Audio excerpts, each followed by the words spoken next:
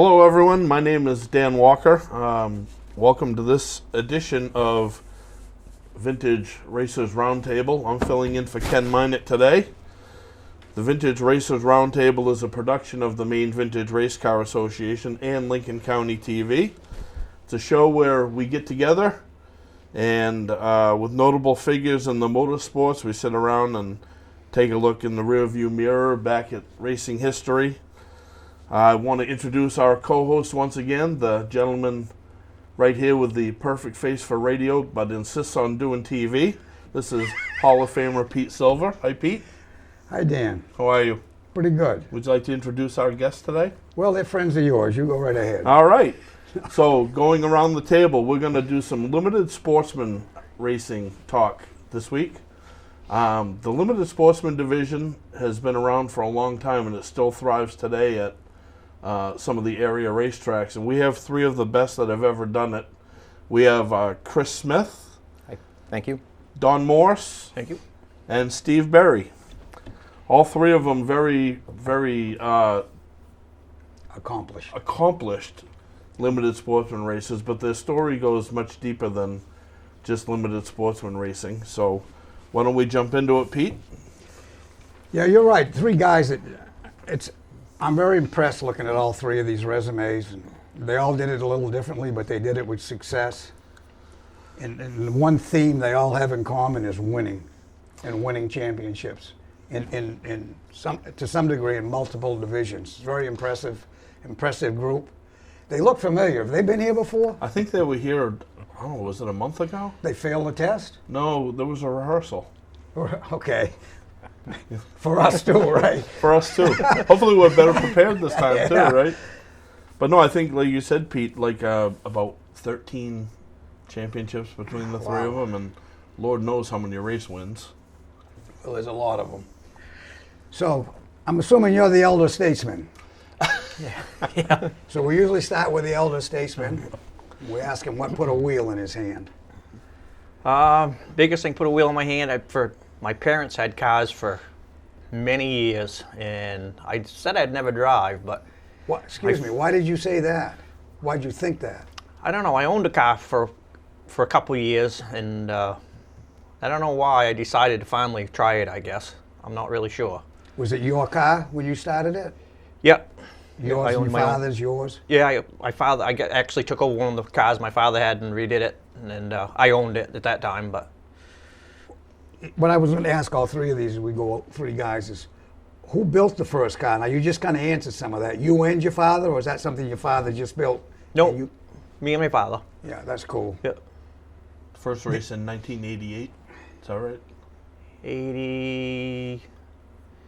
80-something. 87 was, I drove one race in 87. Yeah.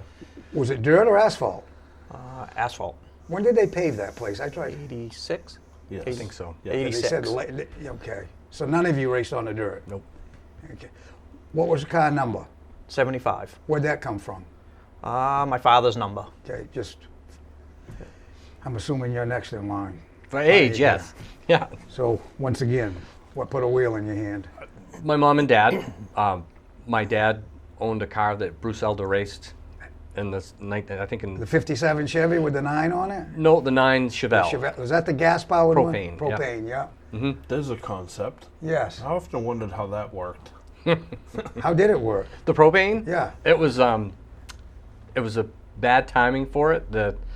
My father could answer that question better, but the propane wasn't what it should have been, and it didn't have the additives in it because of EPA stuff. Yeah. So they had some motor problems. They got it figured out, but they stuck with it. They did. Though. Yeah. Did Yeah. they win it all? Yeah, they won some. I don't know how they finished in points, but I never got to see Bruce race. I know Bruce now. Mm-hmm. He must have been a pretty decent driver.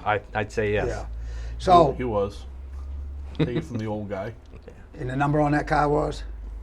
My first one was, would be 7. 57? 7. 7? And that's the family number? Or Nope. You just came out like Yeah. a lucky 7 or Mhm. something? Is that what you were thinking? Yeah, I don't know. I just picked that one. Yeah. So the first car you drove, who built it? Well, because started with Wildcats. Right. I built that stuff. The first limited was Pee Wee Nights. And You guys all kind of like started in a Wildcat type deal. What is that? Just because it was entry level and you were just beginning, and that's how you wanted to do it? Correct. Figured it was the safest deal to do. Yeah. Donnie skipped that. Yeah, step. I skipped that He stage. went right to limited. Yeah. Just professional right from the beginning. No, it was just what we had for But most that of the parts. was and- the entry level division, the Wildcat, and both course, they. I'd say that was a won popular races. division when it got going. It was. There was a lot of cars. They had to be broken down into three groups. divisions. Yeah. I can remember when Bob Knowles, way back, when it first asphalt, he started a division like that. I can't remember what he called it, and everybody laughed at him the first night, like 1 or 2 cars showed up. And by the end of the month, because it was the most affordable division, he had to run 2 features within 30 days. Wow. So, Chris, tell us about putting a wheel in your hand. What brought you there? So I was in first grade and second grade with Robbie Harrison, Oh, yeah. and that's how I started going to the races. And it was in '85. His dad Bob won the dirt track championship That's at Beach ironic, Ridge 85, huh? in '85. He So was, that's, he was yeah. the last champion on the dirt. yeah. Bob Harrison. That's right, he said that when we were here. That's Yeah, right. so then I never stopped going. I only missed maybe like 1 or 2 races over the course of to the time I was old enough to drive. And then got a car when I was 16 that my cousin gave me. It was just an old piece of crap Camaro. And then my uncle, Crazy Dave Raymond, he threw a roll cage in it for me. And I went racing, and I wasn't any good. I was terrible for the first couple of years. The car was just a pile of crap. But it was fun. It was, I was a kid in high So school. were I you didn't have any money. 16, 16 when you started driving, or 17? 16. That was Jesus. how old you had to be to get in the pits. So you had to have parents' permission, signature? Yeah, Yep. yeah. What was your car number? That was number 1. I like that number. That's Yeah, a number we had, somebody familiar. else had at the table Yeah, too. it was pretty lucky to get that because I'm having a conversation here. Let me talk to him. So where'd you come up with that number? they had Just like they had a that? form you had to fill out with numbers, a number request, and I put down like 4 or 5 numbers on it that was like the one wasn't taken, and then there were a few numbers that were some of my favorite drivers. I put their numbers down because they raced in like the limited or the late models, and I got a letter in the mail saying I was number 1. I was pretty excited about that. Yeah, that's pretty cool. That was Usually cool. people are fighting over that number. Yeah, and I just stuck with it for the rest of the time I drove pretty much. So right until you got done, unless you're driving for other people, I Correct. understand that. Yep. Nice. Yeah. How did it go for you when you first started? It was rough the first couple of years, but it got better, of course, over the years. How long did you race before you won your first race? I don't know if it was the second year or third year. Third year, I think. Did you continuously get more competitive? Yes. Was it a car deal or a driver deal, just trying to gain more experience? A little both. Yeah. Yeah. Because I think my second year I built a brand new car. You and your father, or you? Nope, just me. Yeah. Yeah. This sounds like I'm being insulting, but I don't mean. What made you think you could build a car to compete with? Just because you've been around it so much? Well, it was price range more than anything. Budget. I had to do my own stuff to make Yeah. it so I could actually do it. So that basically, that was a choice you had to do Yeah. to get there. Yeah. What about you? On the building the car, Yeah. the Wildcat stuff, we bought cage kits from Russ Nutton Yeah. and just built a weapon, and then, Was that a Camaro? it was. Camaro. All Yeah. 3 of you Camaros? Yep, Yeah. That was what's hot back then. absolutely. Probably And- still is to a certain degree, isn't Yeah. it? And then when we went to Limiteds, I bought Pee Wee Knight's spare car, and then that's where everything started, and he helped me through the learning process. I've read that name a lot. Mm-hmm. I don't know him. I don't think I know him. He did a lot in racing, didn't he? He did, yeah. Yeah. What's up? So at this time, you guys building all your own motors too? Carl Hinkson always did my motor stuff. I assembled them, and Carl did the machine work. So things, out of the 3 of you, you seem to get in line with some people that were doing some pretty good stuff. Mm-hmm. From Hickson and then Griffith, Billy? Alan Alan Berry. Alan Berry, yeah. Keep getting everybody spun around, but still, Yep. same deal. Mm-hmm. Yeah, so you must have been with those people for a while. Yes, the whole time, pretty much. Yeah, Jesus. Yeah, that would dictate success, I would think. Did you build your own motors? No. Most of them weren't much to start with. Then Ronnie Smith started building me motors. I've heard that name. Yeah. Do you build a lot of motors? He did back in the day. Yeah. What about you, Chris? Well, after that first Wildcat that I had, we built a new one. Mark Meserve helped me put a cage in it, so I had a brand new second-gen Camaro. Is that And, part of the reserves that raced it? Mark Meserve from Scarborough. I There don't know if was he's Robbie. There was Robbie a and bunch Barry. of them. Lived very close to them, but I don't think he was related to them. He Yeah. may have been. He ran a company called M&M Engineering. So we built that car, and then I was going to school at SMTC, and I built an engine for that car. It was just a 350 with fuelie heads. It ran pretty good. And then I ended up selling that car. And after I sold that car, I got my limited, and then I ran Hinkson engines after that. Speaking of that, other than you not ever moving up, and I'm still flabbergasted about that, tell me about what made you decide it was time to move up. That's where I want to go with that. My girlfriend or wife usually. She said you've gotten good enough here so you can move to the next level. That's pretty nice support, Yeah. really. Yeah, believe it or not. And then also rides, driving for other people, that were a division up. Just made you want to have your own car in the moving up division? or- No, just I always had the limiteds, and then I got a ride in the LMS car, a Super, we called them. Yeah. And then that was for somebody else, and then the Pro Stocks was Allen's. How much did you have to adjust how you thought and your driving technique? Because now you're changing probably tire size, you're changing motor size, you're in a car that has a lot more adjustment. Mm-hmm. And somebody else owns it, so they have a lot to say. Yeah. I never found that to be a big transition. Okay. What about you? What made you, when it was time to move? When I was in the Wildcats, after the 1998 season, Beechridge decided that they weren't going to let second-gen Camaros race in the Wildcats anymore. So your choice was either run a metric car, coil spring car, or move up to a limited, where you could run either Camaro or a coil spring car with a third link in it and panhard bar. So I sold my Wildcat and I bought a limited With leaf springs or coil springs? coil spring car, A 3-link or stock stuff? third 3-link with a panhard bar. Yeah. Same question I asked him. I mean, did you have to change how you thought or how you drove, or? I don't know. I didn't. I won a few races in the Wildcats, but when I got into the limited, I don't know if the car was just better than a lot of them. It seems like maybe I was better suited for that kind of driving, which is more or less why I stayed with that kind of car throughout my career. I'd go to race something else and then come back to the limiteds every time. So, You didn't like the feel of the other cars, or? well, the Wildcats were on street tires, but Yeah. the limited speed-wise is good. Just, I don't know, the way they raced. I just was very comfortable in a limited. Yeah, that makes, I mean, a lot of people like that limited division, and I always thought, even when we traveled around, whether I was here or there, or the limited division was always very popular. And actually, they had some barn burners for races, really. Yeah. So there's been a lot of comments from drivers that have been in the limited division and moved up that the most fun they had was in the limited division, and that may be why Donnie stayed there. That's a lot of it. Yeah. And it's competitive class. I mean, you can't get much more competitive than that, really. So the last time we were here and I questioned you about moving up, you just said you stayed where you could afford it. What I could afford. And be competitive. I Yeah. think that was the mentality. Yeah, I had a chance to move up once, like I said, but it was one of those deals. I said if he had a brand new car built, I'd move up, but he didn't. Charlie Roussel, because Chris drove for him for a little while, and because he didn't have a new car built. So Would you say all three All of them? three of them drove for Charlie Yeah. Russell at one point. How many different people did you drive for? Oh, probably 5 or so, probably 4 or 5. Never got fired though. No, Just So you went from Wildcat, and the next step up is limited.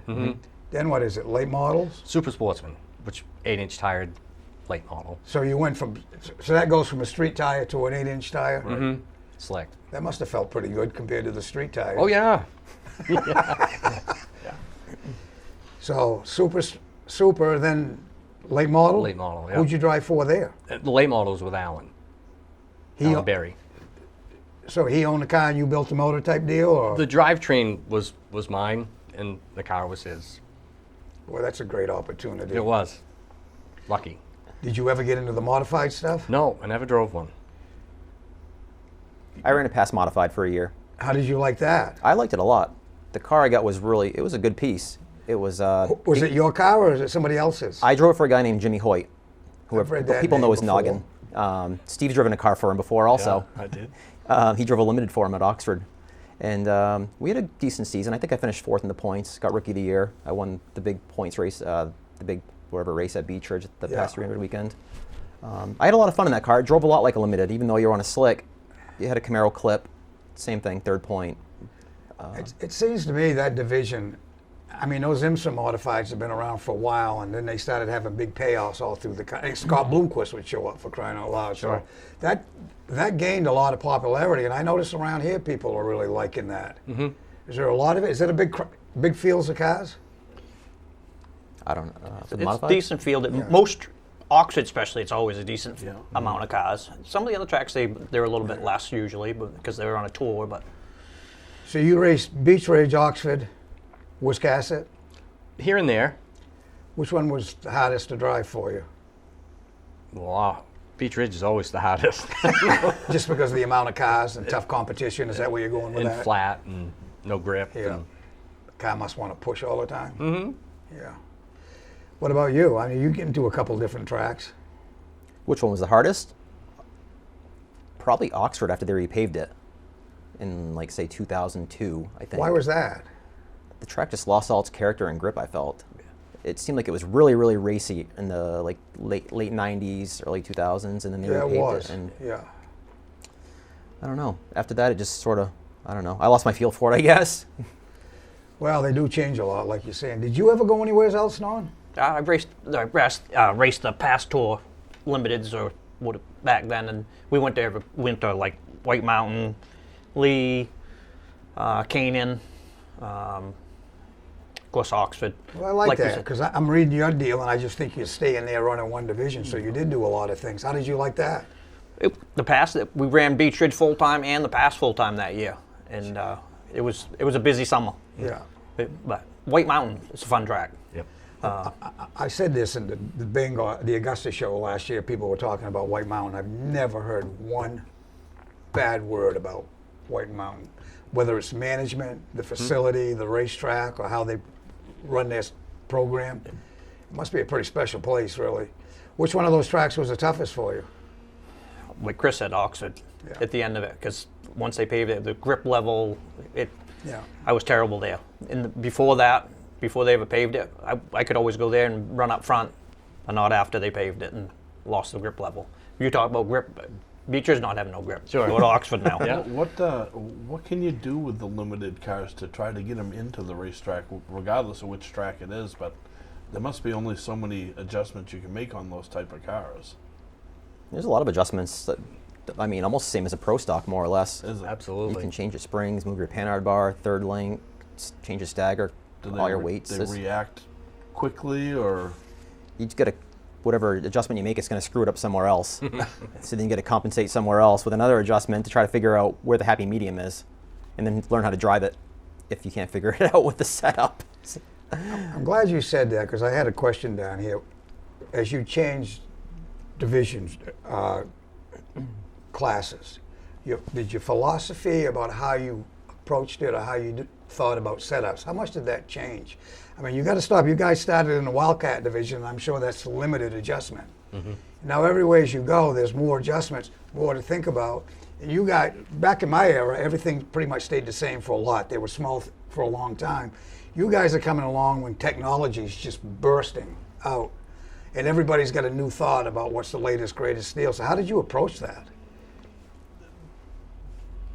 The limited to super sportsman stuff was still a Camaro snout, big spring Camaro snout. So that was all similar. The rear suspension was different, but the front end was the same, and that really made them drive similar anyways. Yeah. What about you? Did it change a lot for you? Yeah, I learned a lot when I got into the limited because I had to learn about the suspension in the rear of that car. But I had Terry Merrill, who also raced limiteds with us. He took me under his wing for the winter when I was rebuilding the new car that I just bought. It wasn't new, but I just bought it. So he led me in the right direction as far as setup when I got ready to race. And then from there, I just had to figure it out on my own with whether it was a little cross weight here and there, or stagger, or changing a spring. By then, you'd driven it enough that you have some thoughts anyways. You know, Yeah, what I to started do. learning right from the get-go what made it go a little better. And then, I kind of get into a box where I'm like, I don't want to change anything right now. It's hard to do that because you don't want to screw up if it's going okay. Well, you know what you got. I mean, it's Yeah. different if you're running 15th, but if you're up near Right. the front, you're probably a little more cautious about doing that. Now that I've realized you've done a little more, what was it like for you to get into different cars with different adjustments? I mean, that's a big change, isn't it? My only big change is I went from a leaf spring car to a coil car with, like we said, the 3-point and all that stuff. That was a big learning curve. One change on that drastically changes other things on the car besides just the one change you made. So you got to, your angles and all that stuff you got to keep up with. When you change one thing, you got to go check the other stuff too. So Yeah. it's a lot to learn. They are a lot. I mean, everything's a lot more refined now. There's so much more knowledge out there. But in the beginning, when you're learning that, boy, you can tune yourself up or tune yourself out pretty quick. I got to ask you about this gap here. You, 2001, you win a championship. Then you go 11 years and win 2 more. What were you doing in the middle there? Did you stay home? Well, of course, like I said, it's a competitive class, but I Yeah. also changed to a coil car in, I can't remember exactly what year it was, around 2007 or 8, and we struggled pretty hard for 2 years with that. But we didn't even, the first 2 years, we didn't even run the coil car all year long. We ran it maybe half season and struggled so bad, and then got back in the Camaro and ran that the rest of the year. Yeah, I've done that before. Boy, it's frustrating, isn't it? Because Yeah. you do all this stuff, you chase all this knowledge, you talk to people that have knowledge, and you think you fixed it. You have all this high expectation when you show up and you're still where you were. Jesus. Did you have anybody you went to for advice during that time? Danny Bubar and Corey Bubar is the ones that actually straightened us out and got us going in the right direction and got us going pretty good. And then, of course, my guys just took over from there, and we just maintained it and did some little changes, and then it was fast. And they had a lot of experience with those cars too. Yes, yeah, they both did. Because, of course, Corey had a coil car before he moved up to Pro Stock, so between him and Danny, of course, Danny's got a lot of experience anyways in everything for the most part. Yeah. What was your most challenging racing experience? This is a little different question we usually ask, but I think it makes sense. What was your most challenging deal through your whole race? Are you selecting what you're going to say Well, here? I don't know. He's smirking, so I'm wondering. No. No, there's got to be something. Go ahead. It's all part of it, so just Yeah. go for it. Geez, everything's challenging. It's a tough sport. Probably the financial on all of it was always the toughest challenge. Yeah. I never raced with an open checkbook. We built everything and budgeted accordingly, and Yeah, I think in Maine that's a pretty common situation. What about yourself, Don? Budget when I first started out until I drove for Charlie. Of course, Charlie, if he had it, he didn't mind spending it. And you didn't even have to ask him. He'd come to you and say, "Hey, what do we need? What do we need?" You know what I mean? A lot of times I'd say, "We don't need anything. You sure?" I said, "No, we're good." And then change into a coil car. That was a big change. Yeah. So how long once you got that figured out and got some help, how did it go from that point on? I mean, did you win? Yeah, we won 2 championships with that car. Oh, yeah. Yeah, I once guess you did get it figured out. Yeah. What about yourself, Chris? Well, along with the budget deal, yeah, most of it was out of pocket for me, and even if you get a few $1,000s in sponsor money, it doesn't really cover anything, even 20 years ago. But my biggest challenge was probably racing a late model, like an ACT car. I ran one year, it was with Dennis Hall, Garrett Hall's dad. He bought one, and then the next year, George Libby owned it, and I ran the same car. And I drew the pole for the 250 heats 2 years in a row, and I didn't make the race. I remember you said that the last time. What just the car? Was it your experience or the car or both? I don't think it was my experience, because I had driven the past mod in a Pro Stock Okay. before that and been somewhat successful. I guess the car, I don't know, we just didn't have the right setup, shocks. I don't know what the deal was, but it was embarrassing, really. It really knocked me down a little bit. Yeah. Well, listen, that's a tough gig right there. I mean, I can remember, everybody remembers something about the 250, but when I was down in North Carolina, and we'd come back. If you were a racer back in those days, I don't care if you were in California or Montreal, you hauled your car to Oxford. And there'd be 120 cars in the pits. So obviously, if there's 4 heat races, that's 30 cars taking 5.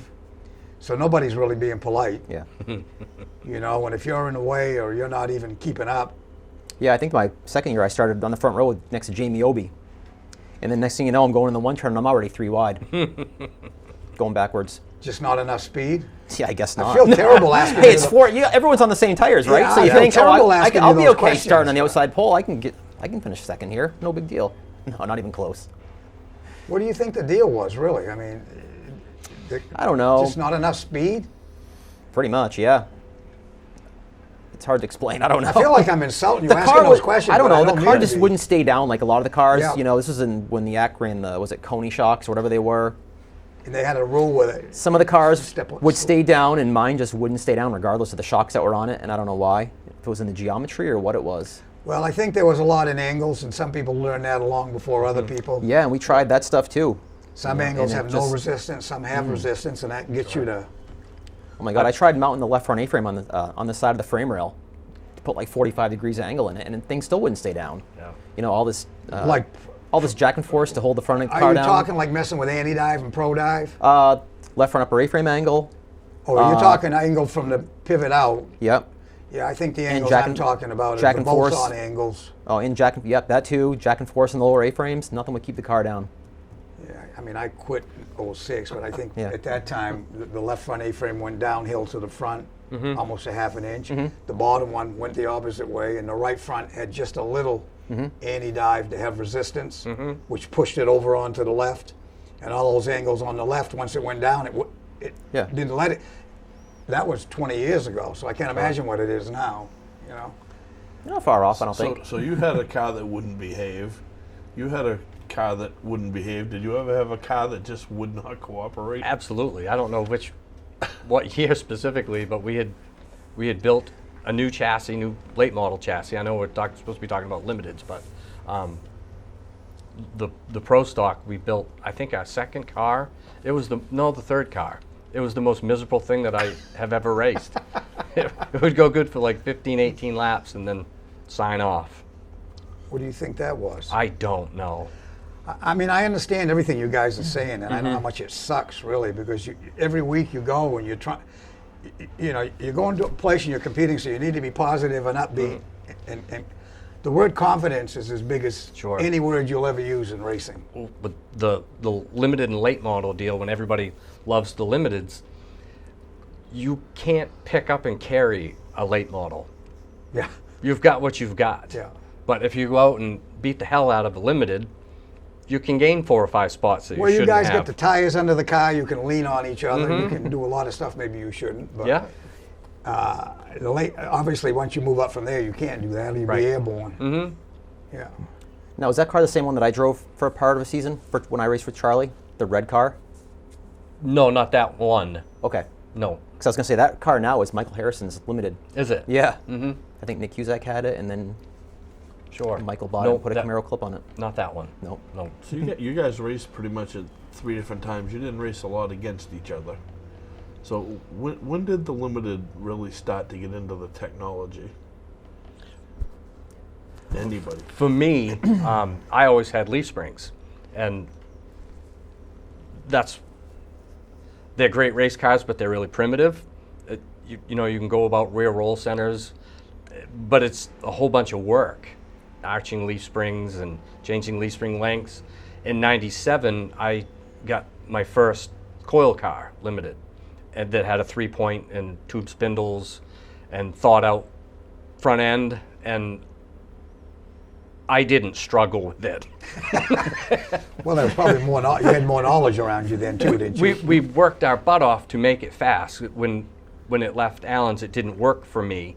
Did it have a basic setup under it when it left Allen's? Yes. What you guys thought would work? Mm-hmm. Okay. And it wasn't terribly different, but it didn't take a whole lot for that car to be, you know, it's like a Pro Stock. Didn't take a whole lot to be excellent or subpar. Tight or loose? Tight Yeah. or loose? Tight Yeah. or loose? Did But- you ever have to put any of that technology into your stuff? Or? When I first started out, no, not at all. Didn't even know what it was for the most part. we just put springs in it and go for the most part. Boy, I know what you but- mean. I was primitive is the word. I think And I still was made it there. work. Yeah. And then later on down the road, you get thinking about it and you start messing with the front end with roll centers and stuff. Even with the Camaro, we started it towards the end of my career running Camaros. Then, of course, the coil cars, you really get into it then. Are you running stock A-frames or fabricated A-frames by then? I'm trying to figure out how you Trying got to to think. do all I think at the time, when we got into the roll centers in the front of the Camaro, we could run tubular uppers. Because I was going to say that's they about have it. that weird contour to them, and I'm just going to say, without cheating, how did you make all those adjustments? Trying to correct roll centers or bump steer or whatever. What about bodies? When did the bodies all start changing? You know where I'm going to wind up eventually with think this, I've heard Chris, this. but Yeah. when the bodies seemed like boxes back when you had one, then they got a little more technological when you had them, and then you took it to another level. But when did that all start changing? Well, Donnie was probably the first one to do the Camaro body. Camaro. Well, McKegg's was the first one. But they used the stock doors. And they changed the wheel well openings because the Camaros, the newer body, they was only 101, and plus you were putting them on a 180-inch wheelbase. So they just cut the wheel wells to make it fit. Well, I put body on so the rear quarters wheel wells lined up in the front fenders. I just lengthened the front window post and lengthened the doors, and that was in '99, I think, when I did that first one. Weren't they cutting the nose, taking some? Yeah, they were narrowing them up, cutting a piece out of them, and I did it first. But then Right. a couple years, Figured a it year or out. two down there, That thing must have gone pretty good. It did. I did that to a Grand Am in 1982. I had Jay Hitchcock make me those pot shirts. The doors were 2 inches longer, which the window post. Then he added 2 inches to the fenders, you know. And, Right. Yeah, these doors were probably 1980s 6 inches longer. but people don't realize, you know, you say, what does that do on a short track? But you can race without that and run good, but boy, you run better with that. Sure. Yep. And I don't think they understand at 70 or 80 miles an hour how much air is really hitting those cars. I think in 97, 98, they had a hard time with the body on my Limited. And then in 99 is when you and Robbie built. The alleged Was it? Batmobile. That was 04. That was that late? Yeah. Okay. We were allowed to run the newer 99 Monte Carlo bodies around 2001, the year that Dave had Alan build my new car. Tell us how that car came about. The Batmobile.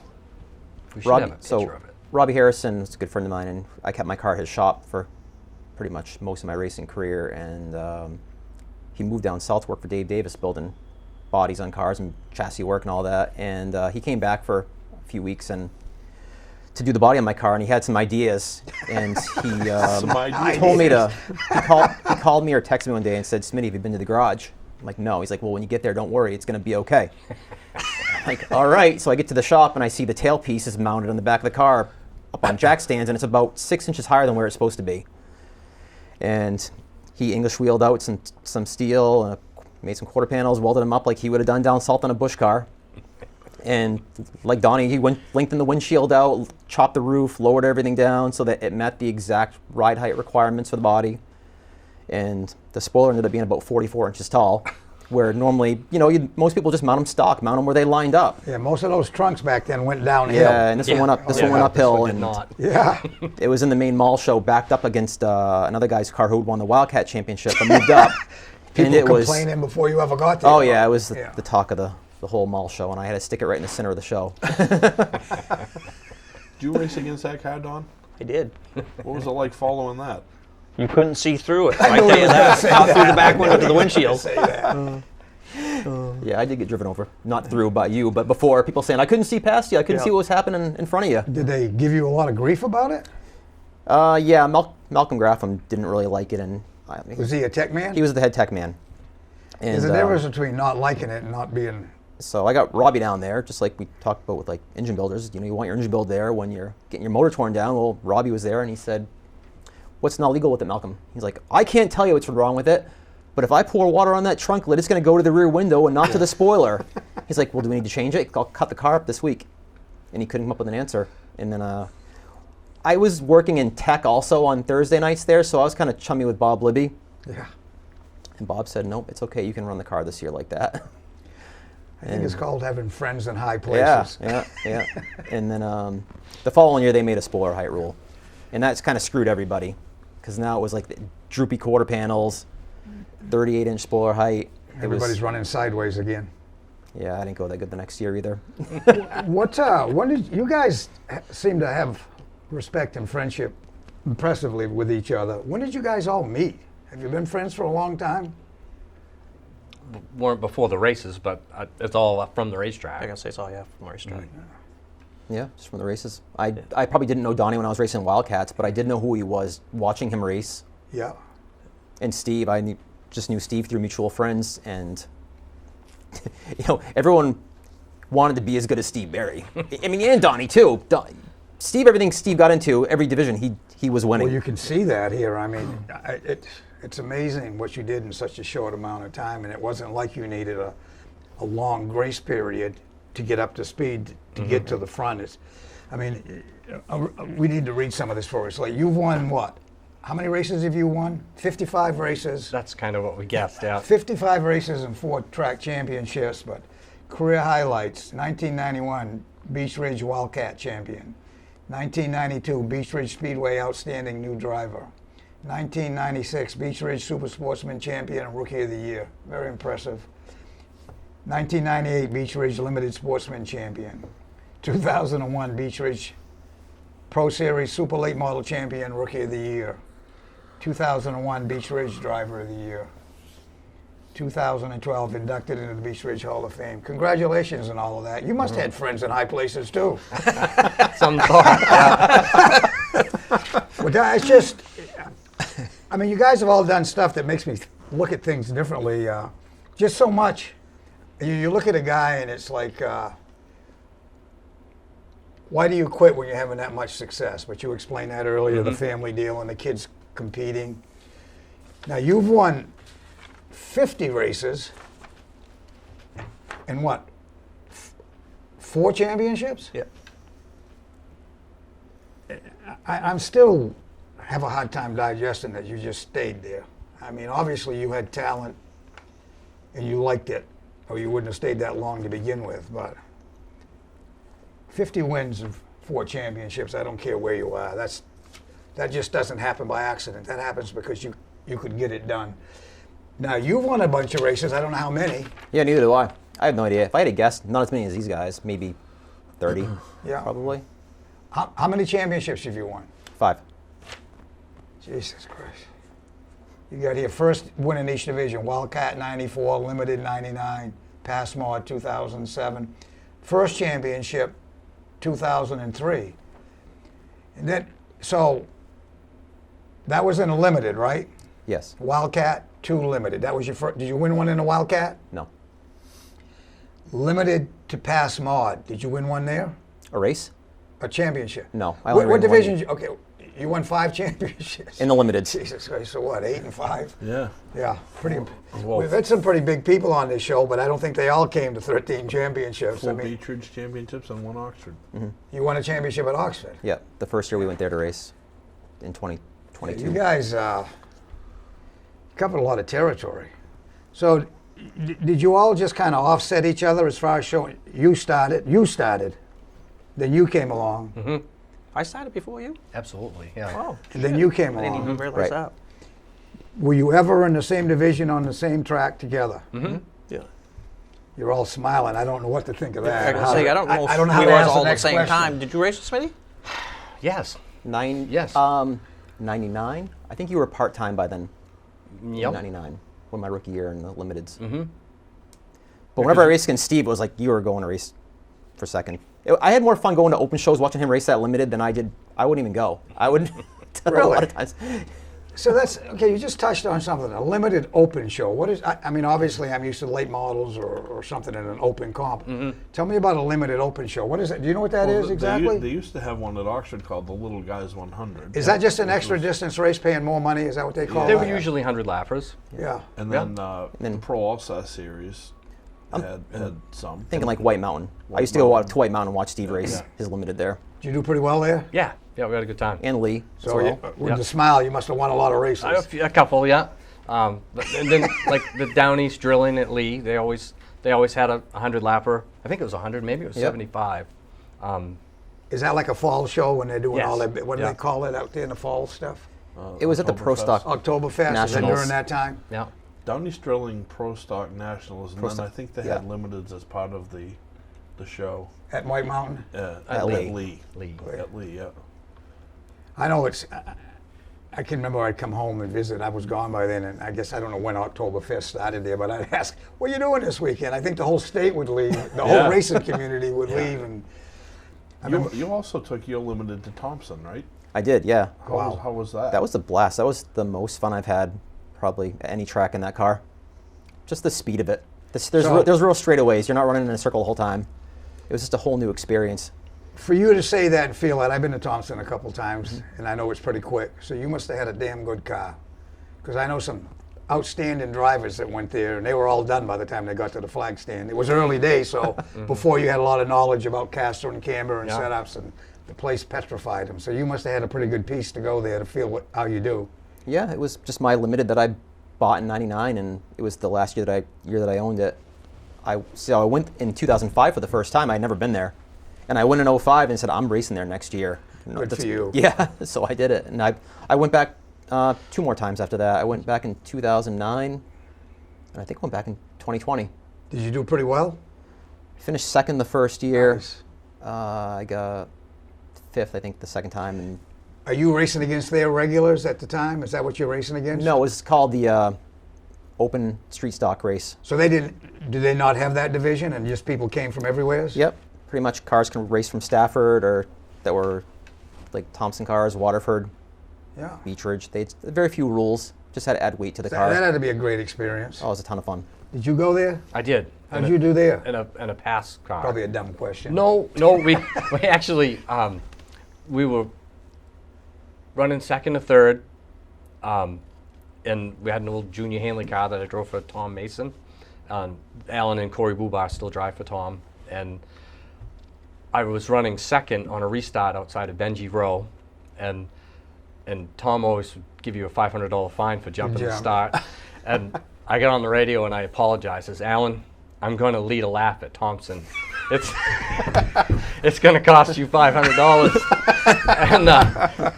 And I jumped Benji so hard, it was absurd, and he was still leading by the time we got to turn one.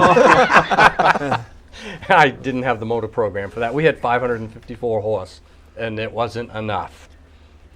Yeah, I went. Quick deal. I went there first time in Bush North deal. Mm-hmm. I don't know. I had a KLB car. Probably had the only 311 in the field. Yeah, screaming. And once we got rolling, I thought that was done. By the time I got to second, Dragon had a straightaway on. I ran him down 3/4 of a straightaway pretty quick, and the yellow came out, and I said, "Boy, you know, you look like the Wile E. Coyote chasing that damn." Yeah. Took off, jacked 2 plug wires out of the distributor on a restart. Boy, you talk about going downhill. I still ran second, but you're right. You got to have some power there. Yeah. You must have had a pretty good motor. It was my typical Beechridge motor. You were I out made- hard. I was outmotored by a guy with a second-gen Camaro.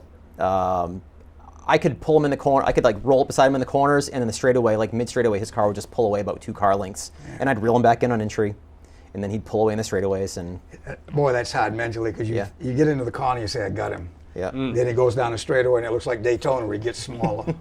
Did you ever go there, Don? Nope, never raced there. What was the biggest track you ever raced on? Most of them were all like Beechridge or Oxford. Third or, mile. Yeah. Thompson, the biggest for you? Thompson and then Annie Ganesh in Canada. Yeah, I don't know if I've ever been there. How big was that track? That's Half 5/8. mile? They copied 5/8. Bristol. It's Okay, that's.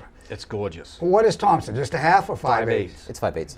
Did any of you ever go to Stafford? Nope. That place is pretty stemmy too, as far as getting down the straightaways. I, Stemmy. I was like a kid when the first time we went there. We pulled up next to Scott Shabak, and he At had Stafford? at Thompson, and neither one of us had ever been there. And we walked up to the end of the front straightaway, and I was like a kid in a candy store. I couldn't believe that there was straightaways that long. And he said, "Nope." He turned around, got back in his truck, and left. Who did that? Shabak. No way. Yes way. Was Might he have to- driving for Cushman? I all the don't time? think he was. I I think might it have was to his own- tease him a little bit on Yeah. that one. Unbelievable. So you guys are relatively in touch with the racing today and the limited sportsman division. Any of the stuff you guys did back then, would that stuff still work on today's limited cars, or I guess have I they stayed. not Yeah. evolved terribly? I could still do a lot of the things I did in 2010, like 2009 and 10, to the car that I had up till a couple years ago. Technology-wise, they allowed you to do more as far as chassis. You had to be a stock chassis back in the late 90s, early 2000s. But for the most part, my old Batmobile car was still racing at Beechridge up till it closed down, more or less. And it's still out there somewhere. And that car's almost 30 years old now. That was a good question and good answer. I think there's baseline stuff, no matter how sophisticated it gets, there's baselines, foundational stuff that doesn't change. And I never believed that, because when it changed quick. And I was like 2005 or so. And you talk about being out to lunch. I hung in for a bit, so I hired a guy that worked for General Motors and Andy Petrie and dropped the car off at his shop. And I came down 2 days later and I almost crapped. He had strings out and plumb. I thought I was at Banjo's in 1979 and 8. I mean, everything from that point changed. Sure. You know, with the A-frames and spindles and stuff, but I was flabbergasted. Actually, I was encouraged because, like I said, some stuff they have more sophisticated equipment to do that same thing now, but that part didn't change, so that's a good point. Yeah, somewhere around that same time, like say around 2006 is when, or 5 or 6 is when a lot of the pro stock started running the big bar soft spring setups, and kind of brought some of that into the limiteds. Yeah. We were allowed to run more tie-down shocks. It got more aggressive over the span of 10 years, where we learned we could do more to them, but that was a big change. Yeah, you hit the date just right, because that's when I was flopping, I think, and there was stuff going on in our country, and the economy took a crap, and they laid off about 2,500 people in Mooresville at the race shops. So those people all migrated, especially the kids that had wealthy parents, and I'm not crapping on them, but they ended up hiring those people for $1,500 a week or something like that. And then all of a sudden, everybody was, even our late model cars, which had been trailing arms and coilovers, went to big spring. Sure. And 200, instead of a 350 or a 300, to 150s and 200s and a 2-inch bar, like you said. And boy, if you didn't have access to that shock, you can have all that stuff, but if you don't have access to the shock knowledge you were talking about, you were history. Yep. I personally, I think it hurt the sport, but especially for the guys, if you guys were moving from a lower division up, that had to be hard, would be hard on you if you didn't have that connection. You guys ever get calls from today's limited drivers asking for advice on setups or anything, Donnie? I've helped just like Jason Curtis a little bit, but Yeah. no, I've never getting calls. Say, Yeah. No, I work on, I guess I help out with my car that I sold to Nate Barth. Yeah. Helped him out a little bit with that. about you? No one's really called me though. The last would be Colby Meserve in his limited. So you guys could still get out there and race with the Jordan Russells and the Kyle Treadwells that are still doing it in the limited division, you think? Or I'm what? sure we'd all try. No, it's drivers at heart. When they call me, I just give them a name of somebody that knows something. Do you think, I know everybody, I don't know what you keep track of Ricky and what he's doing. I mean, everybody knows he's doing it, but I don't know if you ever read any of the comments, and there's all kinds of people. I don't know what level or what division, but there's all kinds of people ready to come back racing, just to go do it. Any thoughts of racing anymore? You can't be done. If not for the money, I guess at this point, I got burned out racing up at Oxford for those 2 years we went up there after Beechridge closed down. Because? Just the amount of work, the amount of races. I wasn't running that great the second year, so I was up every Saturday morning driving up to the track to practice in the morning, and it just became a lot of work. It is More than a- that, I'm not 20 years old anymore. Well, winning takes a tremendous commitment, and unfortunately, and I hate to even say this on TV, but I mean, family, once you get to the winning aspect and you're in that part mentally, everything else is almost, you don't pay attention to it as well as you should. I know it's a terrible thing to say, but it's an obsession, but to be successful and win, you almost have to be there, don't you, mentally? Yes. In that mode? How about you, Donnie? I know you're into the go-karts a little bit, but I don't know if I could I don't know how I had the time to do as much as I did back when I did it. Now the time goes by so quick. It seems like that you don't have enough time to do what you need to do in the garage one night. You know what I mean? Compared to what it was. I don't know if we're just younger and time frame was you didn't care what time it was. You just kept working or what it was. But Well, I think the younger bits obviously is pretty important. We're all feeling that, but I think the obsession. You're in the middle of running this deal and you're winning races and championships. I think that's a drive that just makes you want to do more and at least not lose the edge that you have. But and other things became more important, I'm sure, yeah, probably family-wise that's for part all of it. you guys. You know, your deal, I've talked with other people that went through what you're going through, and it's like, you know, I tried to balance taking care of, look what Tim Bennett goes through, just trying to take the X car around. And sure. he's trying to do that, work, and his young child having other interests in football or whatever and having to go do that. So that's, as you grow older and mature, Yeah. there's a lot of other things going on. But you didn't totally go away. Like, Don, you get into go-karts with your family. You helped your friends. You went motocross racing with your boy.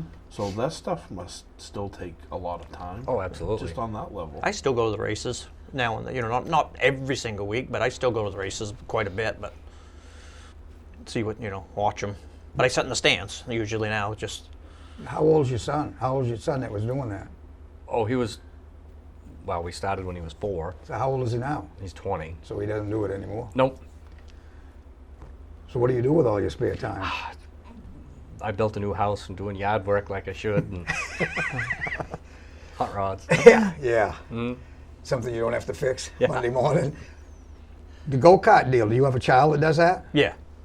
Well, I wouldn't say he's a child. He's old enough being he's an adult. So, but yeah, we do that up at the LST on Sundays. Boy, that place seems popular as hell. They've done a tremendous job up there. Yeah. Do you and Kristen have kids? No kids. Just the two of you? Just That's us. kid enough? Yep. That's it. What occupies your time now? I don't even know anymore. I have all kinds of, obviously being my age, everybody talks about retirement. There's a lot of retirement conversations from my little bit younger friends, and they're always worried about what they're going to do with their time. And now that they've retired, they said, just what all three of you said, how did I have time to do what I did before I retired? Yeah, I do go. I've been working on John Ricky's modified a little bit. He races up at Wiscasset.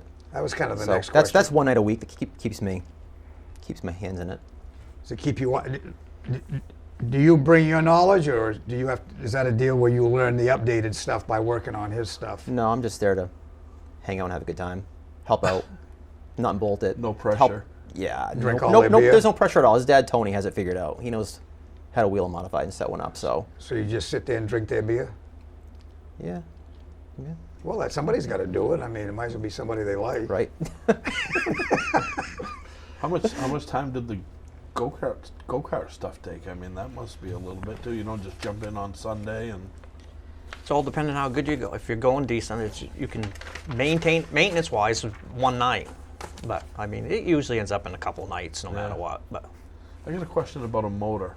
I read this week a comment from you that a motor from one of your limiteds way back in the day is still alive somewhere and running. Yep, it's in my pickup truck. No kidding. Yeah. Do you have to run high test in that? Yeah. Now, what year was that motor from? Carl built that the winter of '93, and I raced it in '94, '95, some in '96, and then in '97, I think I sold my limited to David Oliver. I let him use it for a while, and then I raced for a couple other people, and then when we started in the Pro Series, I won the championship in 2001 with the motor. And How many times you freshen it up in the middle of this? probably twice. You did the work. Carl always did the machine work. I just Yeah. bolted them back together. Yeah. Boy, Kyle, I'm just getting to know him since I moved back. I mean, I knew his name, but I didn't realize the extent and depth of everything he did successfully. Now that I'm home and I finally get to talk to more people, I mean, his name comes up everywhere. He's so precise and anal. I'm going to use that word. The only time my valve cover was ever off at the racetrack in 26 years was for tech. Jesus I never had to repair one of his motors at the racetrack. I believe it. That's a common story. I don't know about the valve cover part, but the quality and the longevity of his motor. And when I talked with Bruce Elder, Bruce said he was by far the best. I shouldn't say the best, the smartest student. Sure. Whenever they were teaching, he was by far the smartest student he had. Carl was. Coming from Bruce, that's quite a compliment. Oh, yes. So all three of these guys were a Beech Ridge Driver of the Year. No way. Yeah. All three of you? All three of them won Driver of the Year at Beech Ridge at one point or another. That's pretty impressive. Congratulations. Yep. And you see the clock on the wall already. Another one Yeah, it's flew over. by. Yeah. Well, that's because you don't interrupt and ask questions. You just let me keep running my mouth until it's over. Listen, you didn't seem like you were running out of gas, so Must have been all that coffee. quick hitter on the way out the door. What was your most memorable race? Oh, man, I didn't have time to think about this. Probably the 100-lap race at Beech Ridge that I won, because that was the first 100-lapper I'd ever won out of any race I'd been in. I came back for one race in 2009. George Libby had bought this new car. It wasn't going good. I threw a quick setup in it, went out, and won the race. Wow. Late model? Limited. Yeah. Donnie? I'd say probably one of the weekends that passed 400 at Beech Ridge. And those were extra distance races too. Yeah. Yeah. Yeah. Actually, any of the big races at Beech Ridge, the limiteds I've ever had, they were all pretty memorable for the most part. Because we had 75 lappers and 100 lappers for 125 lapper actually at Beech Ridge for many years. I won a lot of those. I don't even know how many, but quite a few. Yeah. That's impressive. Well, When it starts with well. yeah. We got to give them. We got to do a political. Give them the answers, I guess. I've always been super competitive in anything that I've done, and when I drove for somebody else, that brought it, to a new level, because I had to make them satisfied, make them, their investment worthwhile, and and we won some great races with Alan and Tom Mason, and tons of people. But with Charlie Roussell's the 100-lapper, that was my favorite. Jackie was having a knee replacement, or surgery or replacement, I don't know which. So I drove it for a bit, and we won the 100-lapper, and it was an awesome race. It was, we pitted like 5 times. What's that? This is at Beech Ridge. This is at Beech Ridge. So all these, the thing that even makes it better is you guys, these races that stand out to you are in front of a large audience. Sure. I think that's great every time for a guy that's really just trying to get there and be established. It's like somebody going to Martinsville in a car store and the Cup people are there or something. So, yeah, that's impressive. These three have been amazing, huh? Yes. One quick deal. We got a few minutes here. They'll give us a minute. Who would you like to thank through your racing career that helped you a lot? Yeah, I made a list of people earlier, and I'm going to probably forget half of them. Obviously, my mom That's and why they dad. have pens and pens. Yeah, it's on my phone. Kristen, geez, I'm already drawing a blank. Robbie Harrison, Alan Berry, Carl Hinkson, Kevin Wood was a big help of my success. Charlie Russell, Jimmy Hoyt, George Libby. Man, there's so many people that sponsored me. It's a pretty good list. Yeah, Always get the wife in first. I'm sure I'll forget somebody here that was on top of the list too, but I appreciate all the help everyone's always given me. Nice. My wife Pam. I'd say my crew that I had over the couple different crews over the few years there.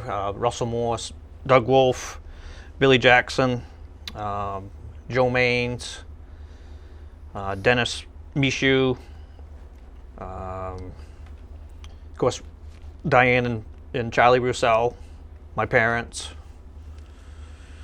Yeah. Pretty much the usual for all of us, but it's important. It's the part that gets left out a lot, and it's good that you guys mention them. My turn? Yes. Yeah. Because the wife, everyone's going to do the wife. She was part of the racing as long as I raced, truly. Was she a wife or a girlfriend when you Girlfriend, started? Yeah. obviously, when we started. And then, no specific order, Wyman's Auto Body, Timmy and Joe always painted them up Yeah. really pretty. And because Alan Berry and Tom Mason, there's tons of people, and I'm sure I'm going to forget Carl. an important one, but Carl Hinkson and the crews, Alan and Steph Barry, and geez, there was so many. Randy Meserve and Yeah, I know how this goes. You'll be a mile down the road, you'll have 10 names on the end of your tongue. Yeah. but- Yeah, there's obviously tons and tons that were behind the scenes that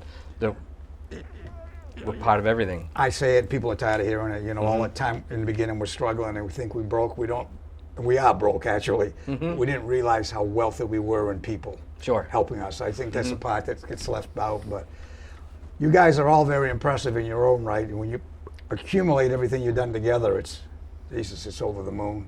Thanks for taking the time to come back and joining us. We didn't even talk about your act or anything else you did. Nope.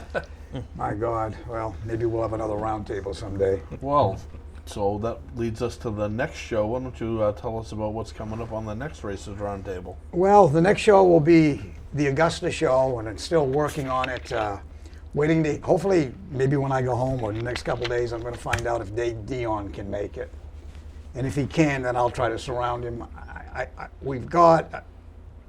I keep thinking Joey Carafas and Robbie Crouch. I just think people would go crazy over that group if I can put it together. So that's the hopeful part of it. And if Dave calls and says he's in, then I'll chase the rest of it. And if not, I'll have to call you, I guess. And that'll be coming up in January. You don't want me, I'll tell you. I don't think you and I could do an interview show. Well, it works well. You just sit over there and don't say anything, and I do the talking. There's no conflict there. I liked it. Thank you again, guys, for Thank you. for Thank coming you. in. And Thanks for having us again. we want to encourage you to take a look and join the Maine Vintage Race Car Association. It's always looking for new members, fresh ideas. You can go on the website MVRCA and find some details. We also want to thank Larry Seidlinger and Haven Simmons for their production of this show. And Pete, I will see you soon, and I'll see you guys sometime soon too. I think we have a date this weekend, don't we? We do. Okay. We do. Thank you all. Thank you. Thank you, guys.